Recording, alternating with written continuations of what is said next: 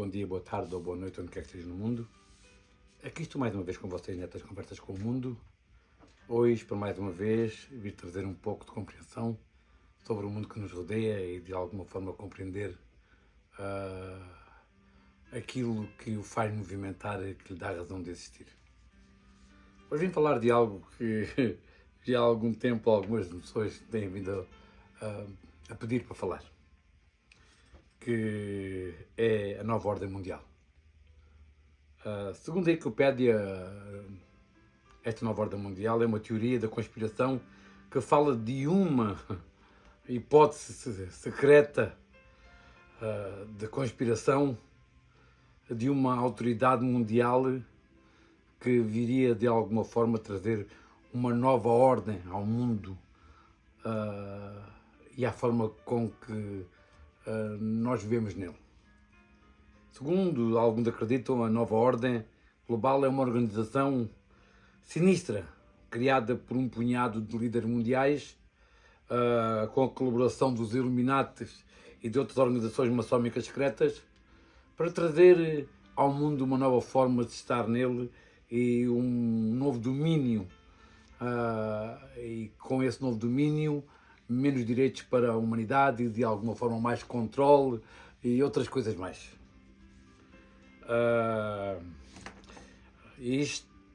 Esta nova ordem teria a intenção de dominação global e todos nós, através de um sistema macabro e opressivo imposto por ele, seríamos aprisionados e viveríamos como escravos abaixo dessa nova lei de organização mundial que seria trazida por essa nova ordem global.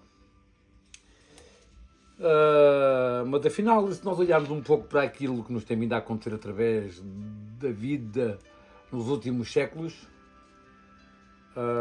sem dúvidas nós vivemos numa nova era global.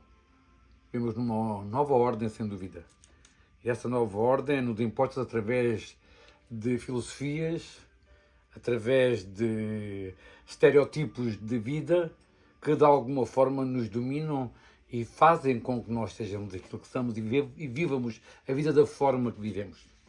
Eles criam em nós a necessidade de necessitar deles e nós ficamos escravos dos produtos que eles vendem e que de alguma forma satisfazem o nosso ego e a nossa imagem perante o mundo que nos rodeia e que de alguma forma se ilude através dessa forma.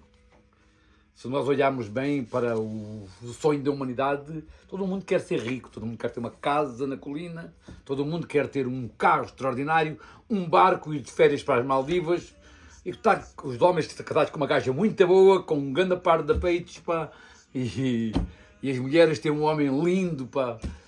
Tudo isto faz parte de um estereotipo que nos tem sido vendido um pouco aqui e além por uma ordem global. E através do cartão de crédito, o Visa e o Mastercard, que são os senhores do mundo, temos submetido um imprisionamento de dívida constante que de alguma forma nos traz, através desses sonhos que nós queremos alcançar, uma espécie de prisão ou uma espécie de, como é que é dizer, de controle sobre nós. Quando compramos uma casa, não pagamos uma casa, pagamos 2 casas e meia. Quando compramos um carro, não pagamos um carro, pagamos 2 carros. Se vamos olhar para as taxas impostas pelo Estado e por a economia e pelos seguros e por tudo aquilo que é imposto para nós podermos ter um carro, pagamos mais do que 2 carros quando temos um carro. Tal e qual como pagamos mais do que uma casa quando temos uma casa. E se olharmos bem, os 3 maiores sistemas de escravização no mundo são sem dúvida o Visa, o Mastercard e o American Express. São estas 3 identidades que gerem uma grande parte do dinheiro a crédito mundial que de alguma forma acabam por nos imprisionar e explorar a todos. Há cartões de crédito com juros acima de 30%, o que é realmente extraordinário nesta altura do campeonato. Quer dizer, quando compramos algo, Pagamos, se demorarmos unicamente um ano, pagaremos um terço a mais. Ou quer dizer, se comprarmos 2 pares de sapatos, pagaremos 3. E acontece o seguinte: quem é que calça esse par de sapatos que não nos foi dado quando nós pagamos por eles? Quem são as pessoas que estão a receber os créditos por nós usados? Quando se fala de uma nova ordem global e fala-se de alguma forma destas teorias da conspiração em relação à formação de uma nova ordem global por um determinado número de entidades governamentais ou de alguma forma daqueles que estão à frente dos destinos do mundo, temos que compreender que nós já vivemos debaixo de uma ordem global que de alguma forma nos escraviza e nos rouba em muitos sentidos. Eu digo rouba pelo seguinte: tudo o que é excessivo é um roubo. Tudo aquilo que eles tiram a mais de nós do que seria justo tirarem, para de alguma forma cumprir com as suas obrigações de pagar aos seus empregados e pagar àqueles que de alguma forma nos ajudam a conseguir todas estas coisas através da burocracia e outros meios. Todo o dinheiro que é o extra, todo esse dinheiro de alguma forma é o excesso que é dado a quem tem muito e é tirado de quem tem pouco. É triste que se diga, mas esta é uma realidade do mundo. Há pessoas que não compreendem o seguinte: nós já estamos a viver debaixo de uma nova ordem global. Sem dúvida, a ordem global que todos nós conhecíamos como pré-concebida, dominada pela América, essa sem dúvida está a mudar. Sem dúvida estamos a entrar numa nova era global, sem dúvida. Mas se formos olhar para aquela que começou talvez em 1776 com a formação dos Estados Unidos aqui na América e com a formação dos Illuminati em 1776 na Alemanha, sem dúvida temos que pensar no seguinte: todos acreditam que são estas sociedades secretas como os Illuminati e de alguma forma os cavaleiros de Colombo e os templários e todas estas ordens maçónicas. Na realidade, eu tenho estado em contato com algumas ordens maçónicas destas que acabei de falar, e a maior parte delas, afinal, não tentam dominar o mundo. Muito pelo contrário, tentam ajudar o mundo. Eu assisti a várias reuniões de várias destas organizações e aquilo que se fala lá é como ajudar o próximo, como de alguma forma trazer, através de dinheiros angariados por eles, uma forma de poder ajudar causas que sejam justificáveis, para aí porem os seus investimentos na sociedade, para trazer uma sociedade melhor e com mais valores e de alguma forma voltada para aquilo que é certo. Mas sem dúvida o mundo está à beira de um colapso e sem dúvida quando uma ordem antiga acaba, sempre outra virá a vir. Mas eu hoje ainda venho falar desta talvez desta nova ordem que se fala através desta conspiração dos Illuminati e dos Templários e destas organizações maçónicas. Sem dúvida, uma coisa é certa. Não digo que estas organizações não tenham influência, porque têm. Uma grande parte das pessoas que lideram estas organizações são pessoas com grande influência nos desígnios e nos destinos do mundo. Normalmente, uma pessoa para fazer parte de uma organização maçónica tem que ser uma pessoa que esteja de bem para com a vida, seja uma pessoa desenvolvida nem só a nível de educação, mas também a nível económico, a nível financeiro, para de alguma forma poder participar e poder ajudar estas organizações. Por isso, uma grande parte das pessoas que fazem parte destas organizações são pessoas com poder, nem só económico, muitas delas poder de administração social e de alguma forma ligado também aos Estados, sem dúvida. Mas esta organização maçónica esta nova ordem que eu vim falar hoje, é daquela que se fala que foi criada talvez através de como é que dizer, um concílio em que em 1968, no ano em que eu nasci, 1968, 1909, houve talvez uma reunião secreta aí em Roma, onde o Papa e outros líderes mundiais se organizaram para criarem a chamada Agenda 21, que hoje não venho falar particularmente dela, porque a Agenda 21 é algo muito mais elaborado, que requer um estudo antes de eu poder trazer a vocês uma apresentação que seja digna de vocês poderem escutar e trazer algum conhecimento a vocês, que seja digno de vocês nem só adquirirem, mas ficarem na possessão dele para melhor compreenderem o mundo. Hoje vim falar desta chamada nova ordem que tanto se fala pelo mundo. Nesta nova ordem que tanto se fala pelo mundo, foi construído no estado da Geórgia umas chamadas pedras chamadas The Guide Stones, ou seja, as pedras guias, que foram financiadas por um senhor chamado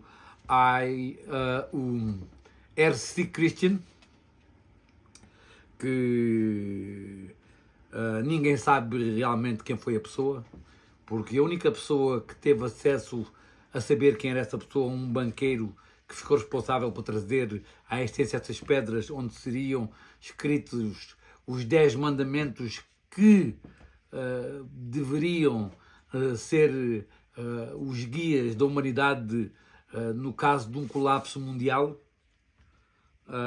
Esse senhor, que era um banqueiro, disse que uma das grandes razões porque ele nunca poderia, de alguma forma, dizer quem foi que pagou por essas pedras guias, era que, na realidade, a intenção da pessoa que as fez era que não fosse conhecida a sua identidade, para não se criar, de alguma forma,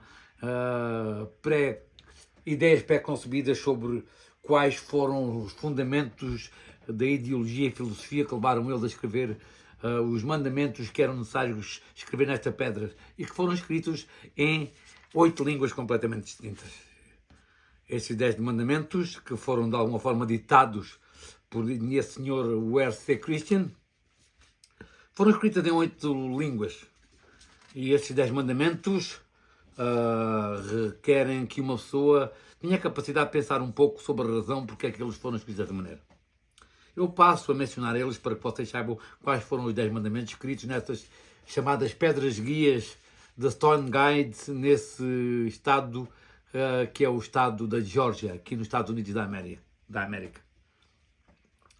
No primeiro mandamento diz que devemos manter a humanidade abaixo de 500 milhões, em balanço perpétuo com a natureza.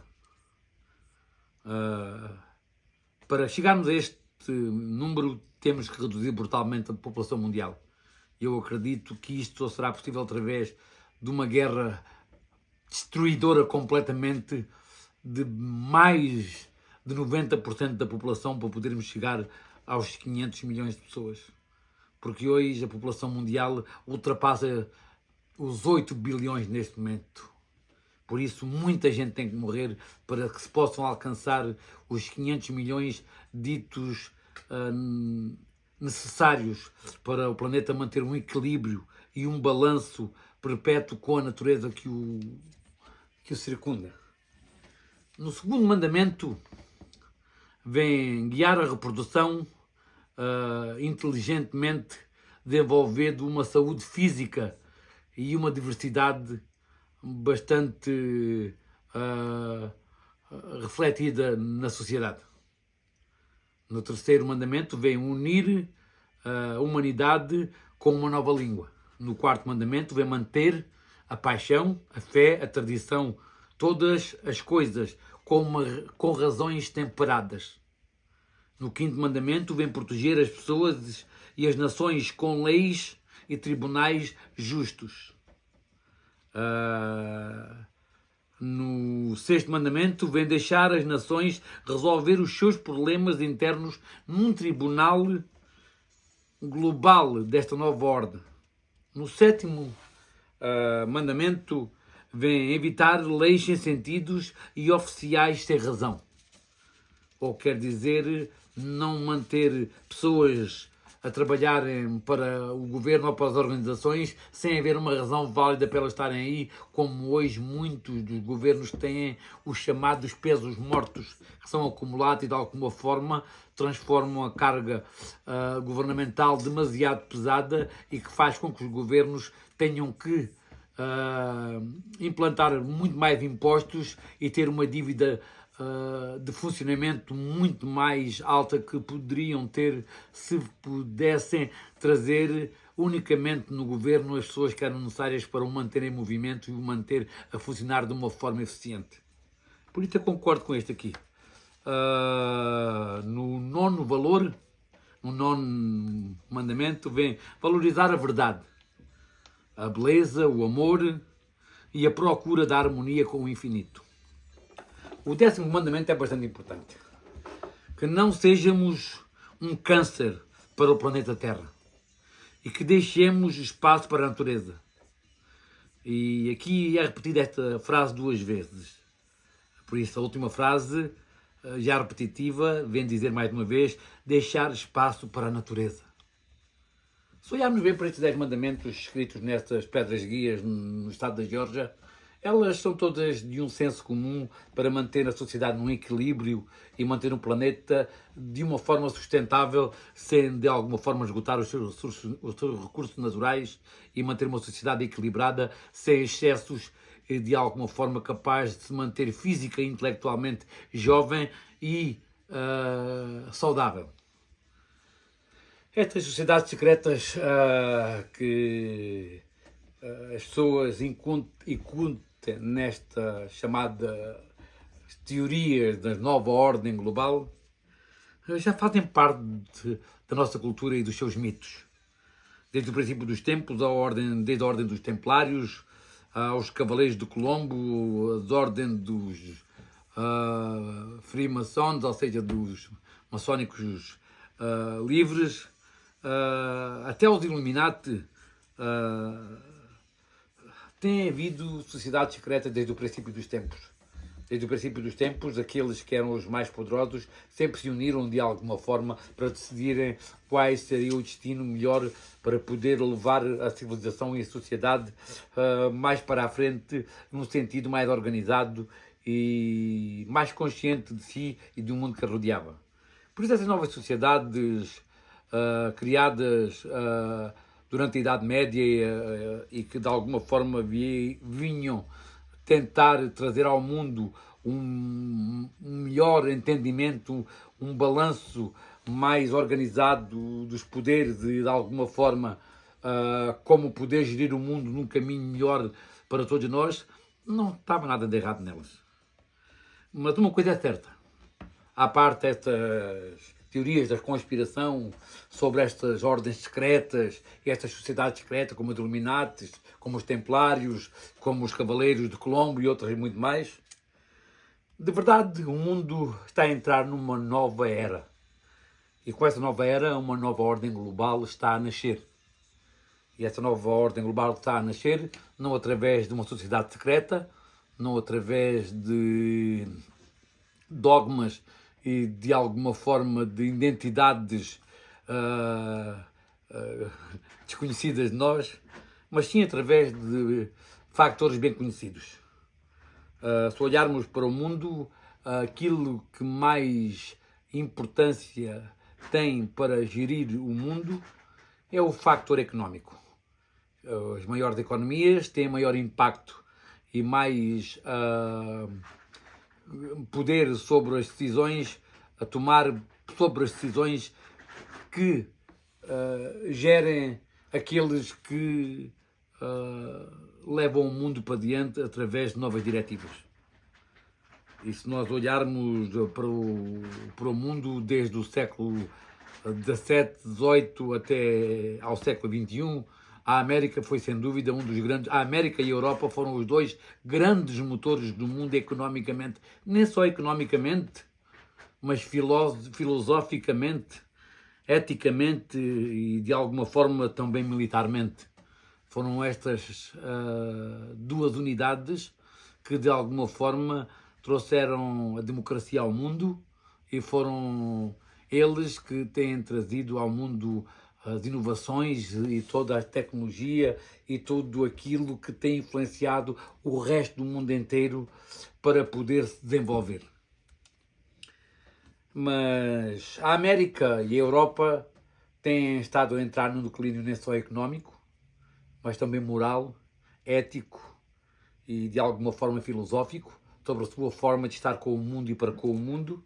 Tem-se vindo a perder um pouco da sua moralidade e da sua forma de poder respeitar os dogmas de uma sociedade a viver em harmonia, tentando agradar a todos, acaba por não agradar a ninguém. Deve haver regras, porque sem regras vivemos numa anarquia. E estas novas sociedades defendidas pela América e em grande parte por a Europa e os países mais desenvolvidos a nível mundial, como são o Japão, a Norte-Coreia, o sul da Coreia, a Austrália, a Nova Zelândia, a Europa e a América, inclusive quando falo da América não falo unicamente dos Estados Unidos, falo também do Canadá, falo também do Brasil, falo um pouco também de todos estes países que tentam mudar a percepção moral do que é ser e do que somos enquanto humanidade e naquilo que somos enquanto seres humanos. Sem dúvida aqui há uma nova ordem a nascer. A China está a caminho do império, nem só a nível económico, mas também de influência geoestratégica, através de investimentos e empréstimos a muitos países em dificuldades, ganhando assim aí uma maior visibilidade e de alguma forma um maior controle sobre as decisões políticas e económicas a tomar nesses países e que de alguma forma moldam o mundo à sua maneira e são eles que estão a trazer ao mundo uma nova possibilidade que venha fazer face ao declínio americano e europeu. As pessoas às vezes esquecem que isto está a acontecer. A China está nem só a tornar-se uma potência económica através do desenvolvimento da sua economia, que lhe foi possível através do outsourcing, ou seja, das fábricas mandadas para aí para procurar mão de obra barata. Cada vez mais compreende que a China tem estado num desenvolvimento desenfreado, nem só a nível económico, filosófico também, mas também a nível de poder militar, porque tem estado a desenvolver um exército bastante capaz de poder fazer face aos exércitos de maior grandeza, como é o exército americano e aqueles que fazem parte de alguma forma do bloco oeste, onde é incluída a Europa também. E a China, para conseguir melhor, está preparada para poder confrontar a América e o Oeste. A China tem vindo a desenvolver parcerias com a Rússia, com o Irão, com o Norte-Coreia, com a África do Sul, inclusive com o Brasil. E hoje, atualmente, não é só a nível económico, mas através da possibilidade de poder ter uma solução para o declínio do dólar, a China, a Índia, a Rússia, a África do Sul e o Brasil criaram uma nova moeda que é o BRICS, e este BRICS é a possibilidade de poder haver mais uma moeda de transação de bens e serviços no mundo inteiro, sem ser o dólar.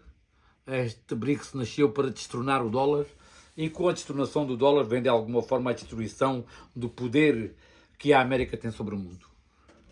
E quando isto acontecer, porque vai acontecer, né? Quando vai acontecer e quando isto acontecer, sem dúvida a América perderá aí a sua mais-valia de poder nem só influenciar o mundo a nível económico, mas a influenciar o mundo através da sua filosofia, desta doutrina e desta grande ideia que é a democracia, mas também a nível dos seus valores e, de alguma forma, da sua moralidade ou da falta dela.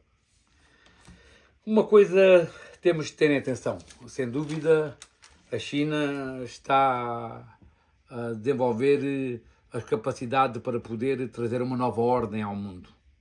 A China tem sido bastante inteligente a pôr as suas peças geoestratégicas nos lugares certos, e com os conflitos mundiais que têm existido, a China não tem entrado aí a defender ninguém, tem tentado entrar aí como uma força de paz, a tentar trazer uma paz sem se manifestar publicamente de um lado ou do outro desses conflitos, mas que certamente temos estado do outro lado, não é do que a América esteja. Eles têm trazido a ideia de que podem ser a solução para o fim do Império Americano. E uma das coisas que tem acontecido que as pessoas não têm tido aqui em consideração é o seguinte: as sanções desproporcionadas que a América e o mundo ocidental têm implementado aos países como a Rússia, como o Irão, como a Norte-Coreia e outros países que de alguma forma não seguem os chamados guidelines, ou seja, as guias de referência enforçadas ou reforçadas pela ideologia ocidental, são sancionados e, de alguma forma, através dessas sanções, essas economias como a Rússia, o Irão, a Norte-Coreia e outras mais pelo mundo, têm desenvolvido economias autónomas capazes de sobreviver independentemente da economia global. E isso, ao invés de ter trazido a eles uma menos-valia, tem trazido a eles o desenvolvimento das suas economias para não poderem depender da economia global. E isso tem dado uma mais-valia a eles a longo prazo de poder viver à parte do sistema global liderado pela América e pelo mundo ocidental, onde está incluída a Europa, e onde está incluída a Austrália, onde está incluído o Sul-Coreia, onde está incluído os países que, de alguma forma, ainda sustentam este império que é o Império Americano e que, de alguma forma, impõe ao mundo as suas regras e a sua moralidade e a forma com que o mundo se deve gerir. E aqueles que não obedecerem à América, à partida, têm na sua agenda a possibilidade de sanções económicas, energéticas, tecnológicas, que pode refriar ou de alguma forma afetar as suas economias e o crescimento que eles tanto procuram para desenvolver os seus países. Mas a América não tem compreendido aqui um fator bastante importante. O inimigo do meu inimigo faz com que o meu inimigo se torne meu amigo. Se nós temos um inimigo comum, possivelmente às vezes juntamos força para poder lutar contra esse inimigo comum que temos. Muito embora nem sequer sejamos amigos, mas encontraremos formas de conseguir cooperar uns com os outros para poder lutar contra esse que de alguma forma nos tenta infligir dor ou que nos tenta de alguma forma resfriar a nossa forma de compreender e estar no mundo. Cada vez mais a China tem estado a aproximar nem só de África, porque a China atualmente já é o maior investidor em África, mas também no Médio Oriente, onde é bastante importante a sua influência derivado aí estar o petróleo, que é a energia que continua a movimentar as economias mundiais, e por isso temos de ter bastante cuidado da forma com que levamos o mundo daqui para a frente, porque o mundo está de veras perto do desequilíbrio brutal. Eu acredito que este equilíbrio irá acontecer mais profundamente quando a China atacar Taiwan. Mas a China tem-se movimentado bastante bem nos palcos do mundo, de uma forma inteligente. Tem, de alguma forma, financiado aqueles que lutam contra a América de uma forma bastante inteligente, em que não possa ser implicada aí. E tem tentado trazer para o seu lado todos aqueles países porque, de alguma razão, estão contra a América ou que não acreditam nos valores que a América defende. E esses países são todos os países que fazem parte do Médio Oriente, como é o Irão, como é o Iraque, como é a Arábia Saudita, como é a Cisjordânia, a Jordânia, a Líbia, meu Deus, o Afeganistão e tantos outros. A China tem vindo a ganhar aí terreno através de empréstimos e através de soluções económicas e através de cooperação a vários níveis para desenvolver esses países, onde a América tem estado a perder terreno, a China tem estado a ganhar terreno. A China, conjuntamente com a Rússia, o Irão e a Norte-Coreia, e agora também com o sul da África e com o Brasil, nessa formação com a Índia, sem faltar aqui também bastante importante, porque ainda tem 1,4 bilhões de pessoas, ou seja, mais de 1.400 milhões de pessoas. Estes países estão a criar um bloco que vem trazer ao mundo uma nova possibilidade de uma nova ordem global. E é aqui desta conjuntura que devemos compreender o que será e o que poderá ser uma nova ordem global. Queremos ser liderados por um país que defende a liberdade e os direitos da humanidade, como é ideologias democráticas, ou queremos ser liderados por países autocráticos de alguma forma de raiz ditatorial, como é a China e como é o Irão e como é a Norte-Coreia, e que de alguma forma vivem em sistemas ditatoriais, que são eles que determinam os sabores e valores e os caminhos que o povo deve seguir. Não existe a possibilidade daí o povo se sentir livre, porque será penalizado e de alguma forma controlado pelas suas identidades governamentais, de uma forma que jamais poderá ser um povo livre de vontade dentro dos seus valores e daquilo em que acredita. Quando as pessoas às vezes que estão de alguma forma a apoiar o Islão, as pessoas esquecem-se que o Islão é uma religião extraordinária, sem dúvida, com muitas coisas de bem, mas que infelizmente é utilizada por líderes políticos para poder manipular agentes de uma forma inteligente, em que, em nome de Allah e em nome desse Deus, Allah Akbar, eles conseguem dominar melhor e muito mais facilmente as suas populações, porque tudo aquilo que fazem é em nome do grande Allah, em nome do Allah Akbar.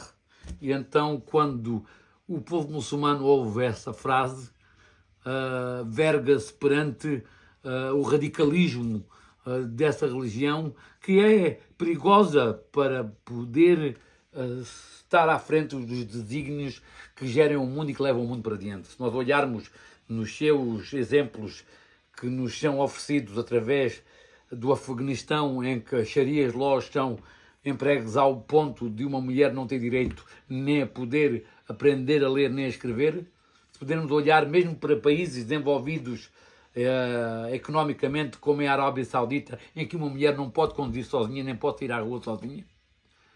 Se nós olharmos para os países como é o Paquistão, e o Irão, onde as mulheres nem podem usar o cabelo à mostra, têm que usar um scarf, de alguma forma algo que possa proteger a visibilidade do seu cabelo.